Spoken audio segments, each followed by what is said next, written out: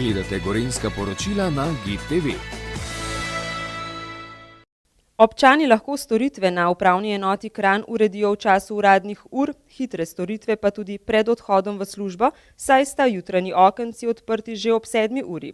V začetku letošnjega leta je v sodelovanju z mestno občino Kranj zaživela tudi skupna pisarna za gradnje, kjer občani lahko dobijo informacije glede statusa zemljišč oziroma podatke, ali je zemljišče zazidljivo ali ne ter kakšni so pogoji gradnje. Velik porast v lanskem letu pa beležijo pri izdanih vrednotnicah za osebno dopolnilno delo. Vemo, da je sistem oziroma zakon zagotovil ustrezno plačilo zdravstvenega in pokojninskega zavarovanja. To je zelo spodbudno. Vsi tisti, ki delajo popoldne, občasno in tako naprej, imajo zagotovljeno to, s tem, ko to prijavijo, se plača prispevek in pa seveda se potem odraža tudi v njihovih osebnih finančnih posledicah. Upravna enota letos pripravlja še kar nekaj novosti.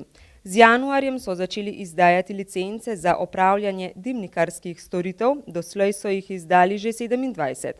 Od februarja pa lahko istospolni potrdijo svojo partnersko zvezo in jo tudi uradno registrirajo. Tudi v Kranju imamo nekaj istospolnih parov. Upravna enota je potem, ko je začel zakon veljati, proaktivno obvestila in sama pristopila k temi parim. 4 od 6 parov mislim, da so že registrirali to zvezo, kakšnih najav oziroma želja za poroko še ni bilo, vendar pa smo strani upravne enote pripravljeni na to in da, ko bo prva volja prišla, pač bomo tudi to izvedli.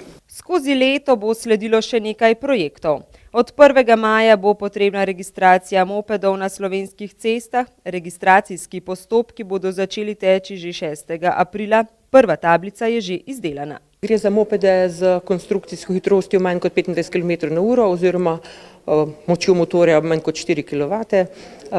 Zaradi tega bo prišlo do ločitve teh mopedov na cesti. Avgusta se obetajo novosti o prijavi prebivališča, predvsem v smislu racionalizacije poslovanja upravne enote, kar pomeni, da bodo postopki hitrejši. Upravna enota je dobila tudi pristojnost prekrškovnega kot prekrškovni organ in bo tako odločala tudi v teh postopkih. To pomeni v tistih primerih, kjer bo prišlo do kršitve zakonskih določb. Sicer pa se predvideva nekako tudi vloga Centra za socialno delo in pa lokalnih skupnosti v teh zadevah za tiste primere, kjer ljudje ne bodo imeli urejenega prebivališča.